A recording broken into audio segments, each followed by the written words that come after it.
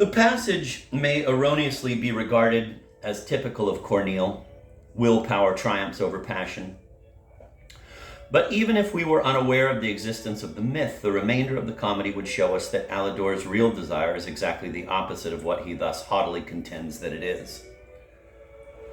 Quote, "'Tis mad to be the slave of what has us in thrall," end of quote, really means, quote, "It is only worthwhile becoming the slave of what holds us completely in thrall, what, in eluding us, causes our ardor to glow ever more intensely," end of quote. For that is what would truly please us. The last 6 words, quote, "and as I please grow cold," end of quote,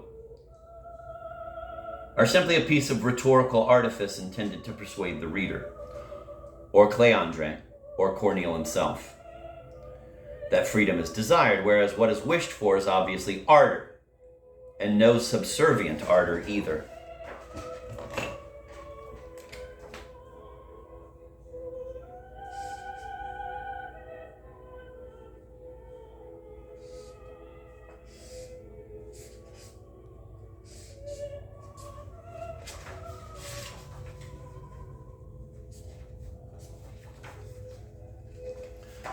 Let me repeat that it is easy to be taken in. Corneille does his best to ensure that we shall be.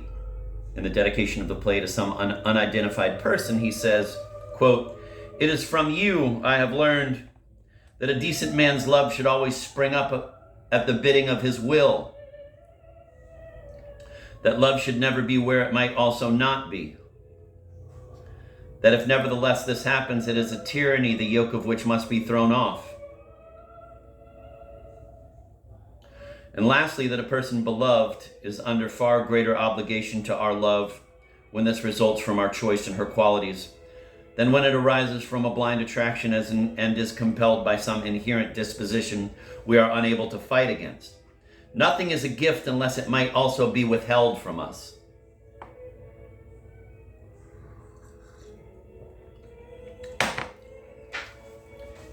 I'm going to reread that. Actually, I'm going to go back to the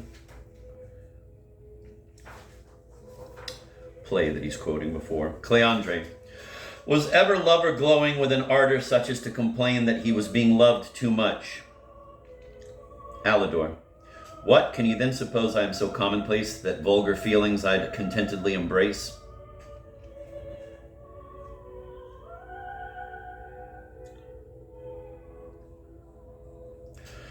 "His manner is haughty. Let us be on our guard. It is a sign that he is about to indulge in more deceit." He continues, "'Tis mad to be the slave of what has us in thrall, and mad to feel with love what's not at beck and call. I hate its forcing me, hence firmly I'm intending to keep my expectations on my will depending. Free of ardor's bondage, 'tis my ambition bold, that as I please I'll warm, and as I please grow cold."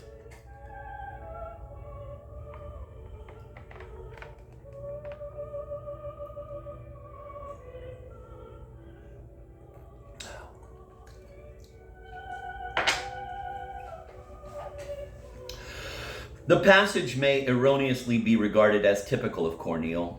Willpower triumphs over passion, but even if we were unaware of the existence of the myth, the remainder of the comedy would show us that Alidor's real desire is exactly the opposite of what he thus haughtily contends that it is. Quote, "'Tis mad to be the slave of what has us in thrall," end of quote, really means, quote, "It is only worthwhile becoming the slave of what holds us completely in thrall, what, in eluding us, causes our ardor to glow ever more intensely. For that is what would truly please us," end of quote.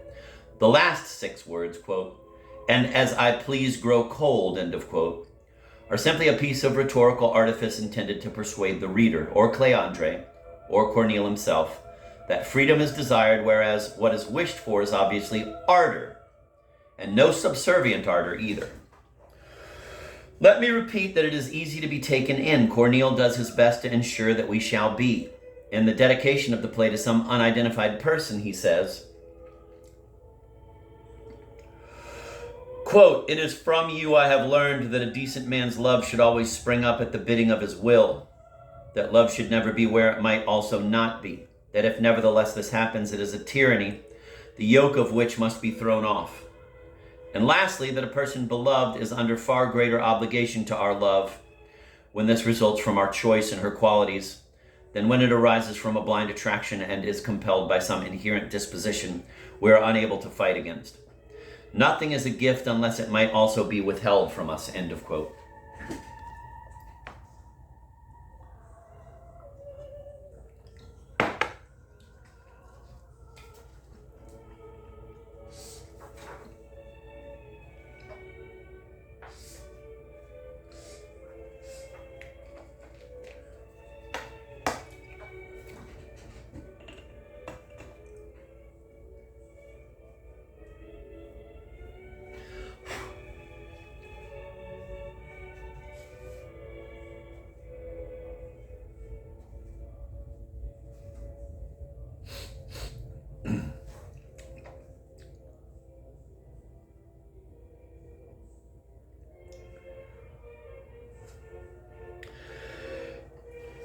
This is good and well put, but do not let us overlook that to refuse obedience to inexorable compulsion and to give only with the freedom that makes a gift worthwhile were two things inculcated by courtly love as fundamental.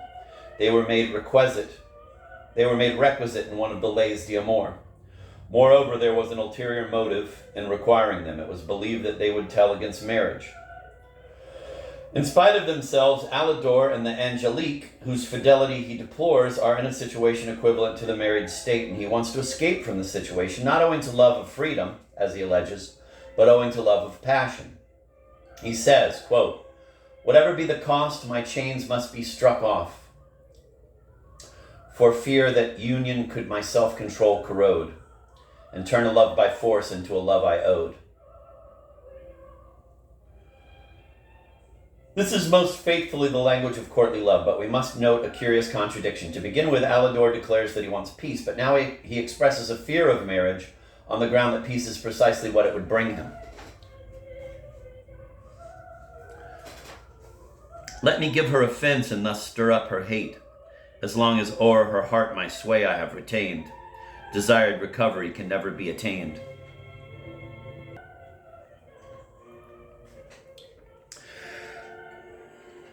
His desire of recovery, let us read, quote, "desire to be on fire and therefore a fear of recovery is satisfied in Act 5. Later on, in an examination of the play, Corneille recognizes this, at the same time as he necessarily simulates surprise at it.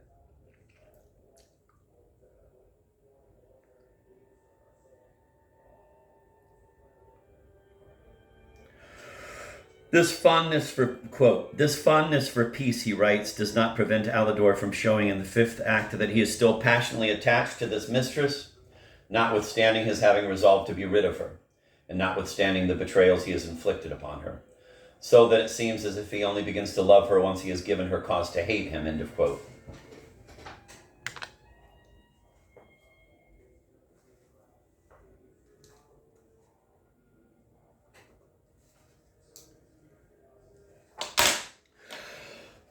Here is a clean breast of the matter, but from the purely psychological aspect in which Corneille views it, he is bound to overlook the significance of the myth that directs Alidor's behavior, and in the end he decides very feebly that Alidor is simply guilty of a logical fallacy.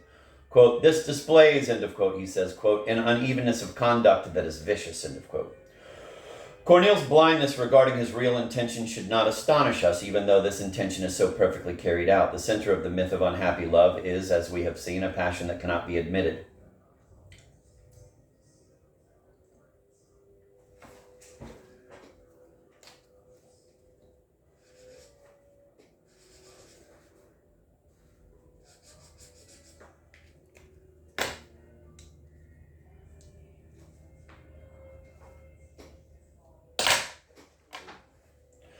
The center of the myth of unhappy love is, as we have seen, a passion that cannot be admitted.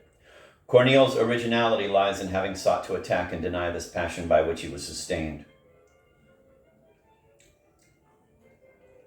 and to attack and deny the myth that he reinvented his two most splendid tragedies, Polyeucte and Le Cid. He wished to preserve at least the principle of freedom.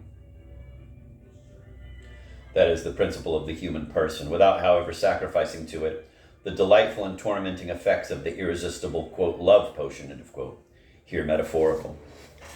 Better still, he made the wish to be free a highly effective instrument of the passion which it claimed to cure.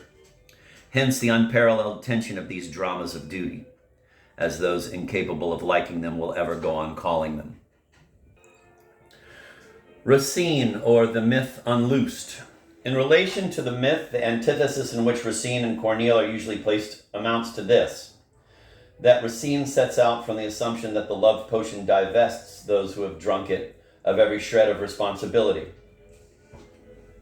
Quote, "Se venus tout entière à sa proie attachée," end of quote, from Phaedra, Act 1.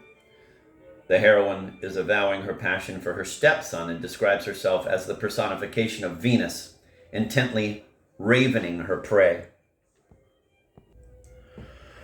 Racine, or the myth unloosed. In relation to the myth, the antithesis in which Racine and Corneille are usually placed amounts to this: that Racine sets out from the assumption that the love potion divests those who have drunk it of every shred of responsibility. Quote, "Se Venus tout entière à sa proie attachée," Phaedra, Act 1, Scene 3. The heroine is avowing her passion for her stepson and describes herself as the personification of Venus, intently ravening her prey. Whereas Corneille insists on treating the potion as, quote, "a tyranny, the yoke of which must be thrown off," end of quote. That is how it happens that there is a voluptuous harmony in the one and a dialectical tension in the other. The former allowing himself to be carried along by the stream, the latter battling against it even as it sweeps him along, or the better to feel himself being swept along.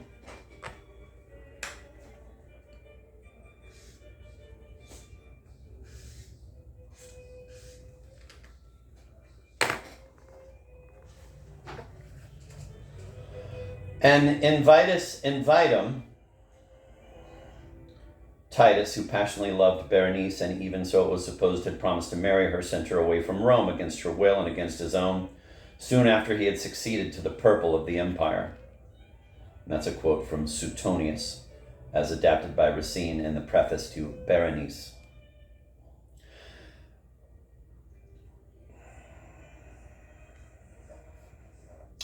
And invitus invitum being the subject of Berenice, this play may be described as a plot from antiquity being interpreted by a modern who bears in mind the courtly notion of unhappy return love. The invitus invitum thus becomes the very expression of the myth, but Racine in his early plays accommodates the scope of the myth to the proportions of an excessively allowable psychology.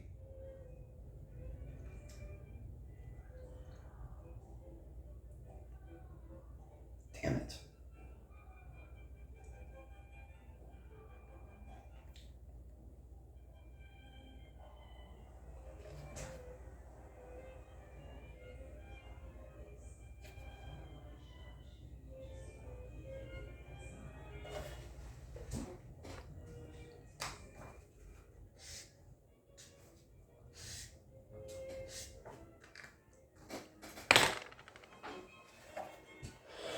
I'm going to reread that. And invitus invitum being the subject of Berenice, this play may be described as a plot from antiquity being interpreted by a modern who bears in mind the courtly notion of unhappy returned love. The invitus invitum thus becomes the very expression of the myth.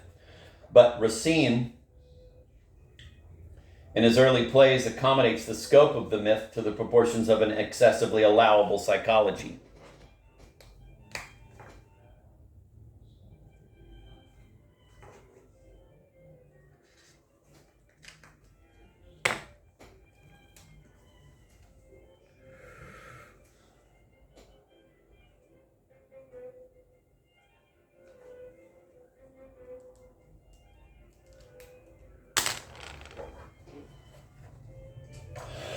I have not, he says, gone so far as to make Berenice kill herself, as Dido did, because Berenice and Titus had not given one another the ultimate pledges which Dido exchanged with Aeneas, and hence, unlike Dido, she was under no obligation to renounce life, end of quote.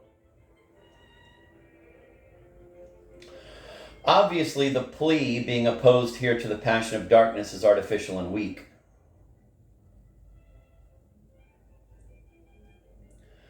Quote, a tragedy, Racine continues, need not necessarily include bloodshed and death. It is enough that the action should be lofty, the characters heroic, and the passions excited in it, and that pervading the whole there should be that majestic sadness wherein all enjoyment of tragedy resides.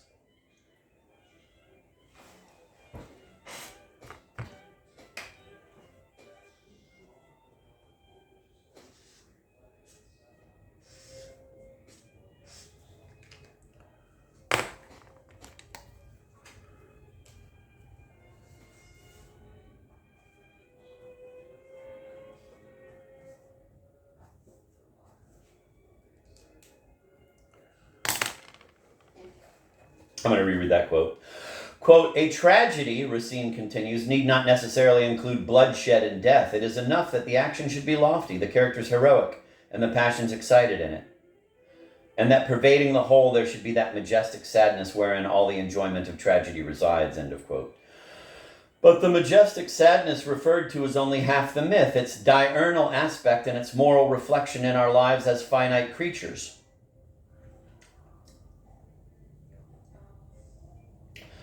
There is lacking the nocturnal aspect and its mystic flowering in the infinite life of darkness.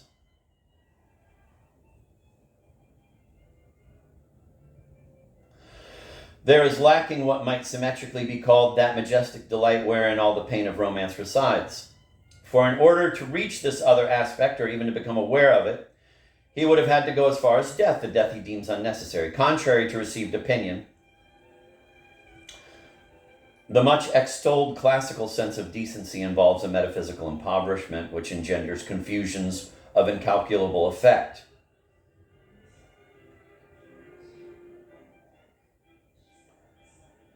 For after all, let Racine's sadness be as majestic as you please, inasmuch as it is self-confined and implies neither a beyond nor any reversal of plot into joy, and inasmuch further as it is accepted for what it is in the world of day and nevertheless is called enjoyment. I do not see how it can ever be more than a morosa delectatio.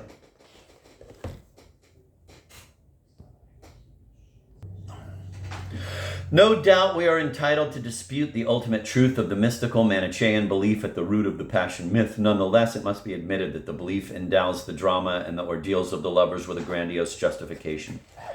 If the lovers are infatuated with obstacle and with their consequent anguish, that is because the obstacle is death in disguise, and because death is the pledge of their transfiguration, of the moment in which what has hitherto been darkness will be revealed as absolute light. But Racine, in failing to go the length of death,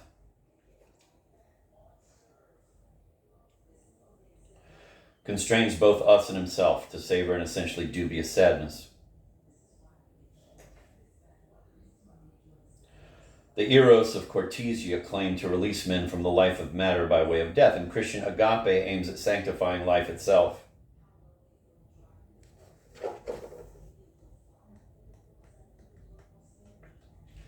But Racine, in being content to represent passions excited and to produce the sadness, in which he invites us to find an indefinite enjoyment, betrays a rather morbid acceptance of the defeat of mind and of the resignation of the senses. At this stage, Racine's work is already hinting that his surrender to the mal du siècle, that is to say, to the secularization of passion,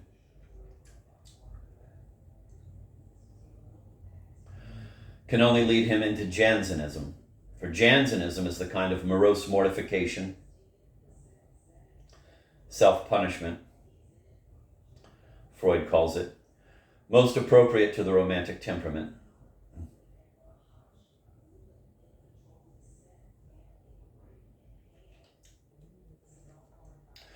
But his conversion could never have occurred had it not been for a crisis in which he himself became aware of the true character of his frenzy. Phaedra marks not only a decisive moment in the poet's life, but also one in the transformations which the myth underwent in the course of European history. Phaedra, or punishing the myth. The death theme is omitted from Berenice by the operation of a moral censorship of unmistakably Christian origin. At this stage, Racine neither can be, nor does he wish to be, entirely clear-sighted. For then he would be compelled to reject that which he dares cherish only in his innermost heart without admitting to himself that he is cherishing it. But the shock of a passion which he conceived for some woman, very likely the actress Mesle, together with the first stirrings of a real faith, drove him, as if in his own despite and more wholeheartedly than he had foreseen, to the limits of avowal. In Phaedra, death gets its own back. Yes, Racine was now aware that it is necessary for a tragedy to include bloodshed and death if it is about passionate love. However, he did not want death to be a transfiguration. He was now siding with day, and death could be no more than the penalty for his previous protracted indulgence. Passion, his own passion, is what he punishes when consigning the daughter of Minos to death, and passion is also his victim.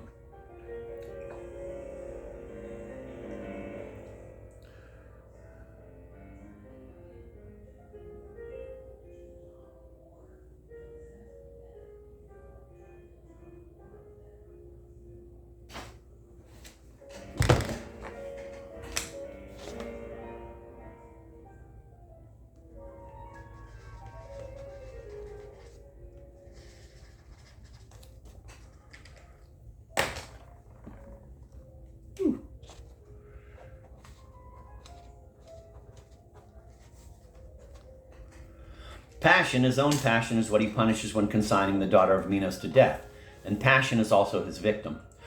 Under cover of the ancient story, Racine penalizes himself twice over, first by making the obstruction incest, that is to say, an impediment there is no admitting any wish to overcome.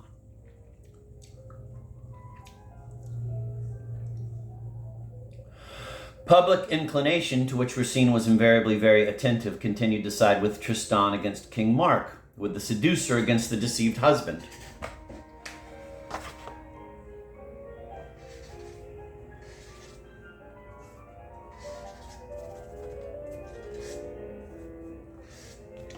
But it could never have sided with an incestuous couple.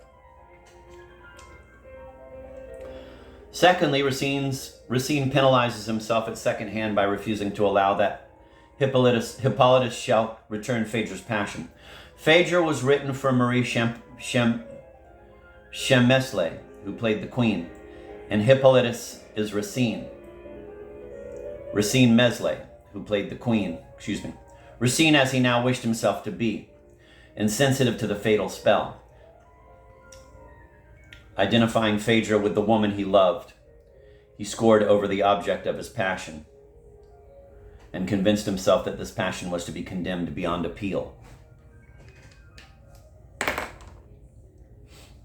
But as I have said, Racine at the time he wrote Phaedra was in the thick of a crisis and still undecided regarding its resolution, hence the profound duplicity of the play. The moral law, the law of day which Racine wished to obey, henceforth compelled him to make the young prince insensitive to Phaedra's love. Her love is therefore turned incestuous, although she is only Hippolytus' stepmother. At the same time, the old Adam, the natural Racine, sought to evade this rigorous law, which in banning incest makes passion impossible. He did so by causing Hippolytus to be in love with Aricia, for she, as will be seen, is Phaedra in disguise. It is a highly subtle device.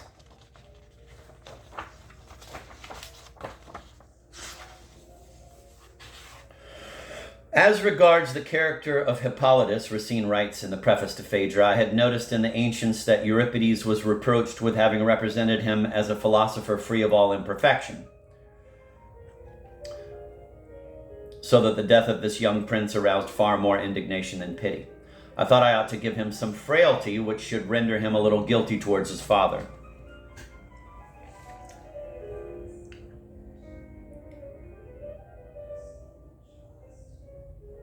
Without, however, depriving him of any of that magnanimity, thanks to which he spares Phaedra's honor and allows himself to be oppressed without accusing her.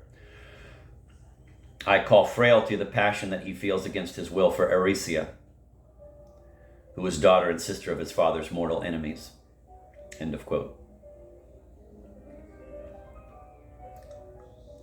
So Aricia in the play is the love forbidden by the father, a veiled substitute for incestuous love.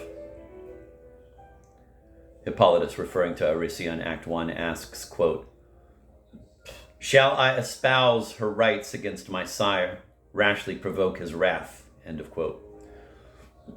The translations are by R.B. Boswell, 1890. Psychoanalysis has recently made us familiar with more cunning subterfuges, but it is not incest, it is passion that interests and involves Racine. The other means he hit upon of referring to it in voluptuous terms, even while submitting to its being condemned, was that of the unimpeachable argument of the love potion. Here, as in the myth, destiny is made to relieve both the author and those who love. Here, as in the myth, destiny is made to relieve both the author and those who love of all responsibility. Quote, "The gods, dear prince, if once your hour is come, care little for the reasons that should guide us." That's from Phaedra, Act 1, Scene 1. These are not gods that Corneille would have worshipped, nor would he have allowed that gods can be deceived, nor that a fault can be laid at their door. Quote, "The gods will bear me witness who have within my veins kindled this fire," end of quote. The confession to the nurse in Act 1 that in Act 2 to Hippolytus, quote, "He bien connoit donc Phaedra et tout sa fure," end of quote, and the avowal made to Theseus in Act 5. And here is the waiting woman,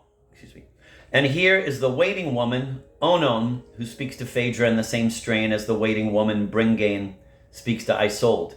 Quote, "You love, we cannot conquer destiny. You are drawn on as by a fatal charm." Sorry, that was number 4. That was the confession of the nurse in Act 1. I spoke of duplicity, but this is so thoroughly essential to the play, producing as it does the very crisis from which the play issues, that to blame the author would be foolish. Phaedra had to be.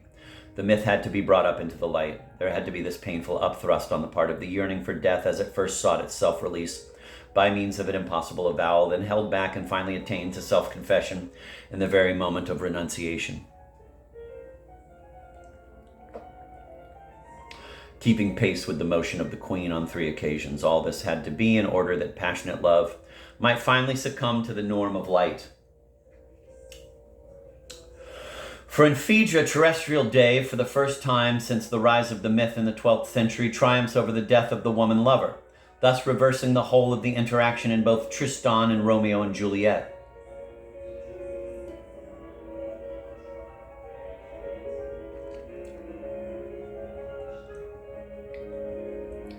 Quote, "Death from mine eyes veiling the light of heaven, restores its purity that they defiled. She dies, my lord. Would that the memory of her disgraceful deed could perish with her." End of quote. In spite of everything, in spite even of this last touch that Racine made into a piece of deceit, I believe he must have been sincere when in the preface to Phaedra he wrote, quote, "This I can vouch for, that I never wrote a tragedy in which virtue was more plainly exhibited than it is here. The least faults are severely punished. The mere notion of a crime is regarded with as much horror as crime itself. The frailties of love are treated as real weaknesses. Passions are brought before the eye only in order to show how much disorder they cause. This is far removed from the intention of exciting passions in order to gratify a desire for majestic sadness. It is within sight of Port Royal.